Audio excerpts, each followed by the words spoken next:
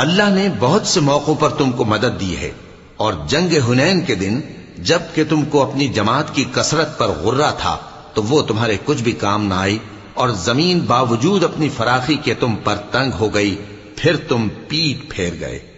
پھر اللہ نے اپنے پیغمبر پر اور مومنوں پر اپنی طرف سے تسکین نازل فرمائی، اور تمہاری مدد کو فرشتوں کے لشکر جو تمہیں نظر نہیں آتے تھے آسمان سے اتارے، اور کافروں کو عذاب دیا، اور کفر کرنے والوں کی یہی سزا ہے۔ پھر اللہ اس کے بعد جس پر چاہے مہربانی سے توجہ فرمائے، اور اللہ بخشنے والا ہے، مہربان ہے۔ مومنوں، مشرک تو پلید ہیں،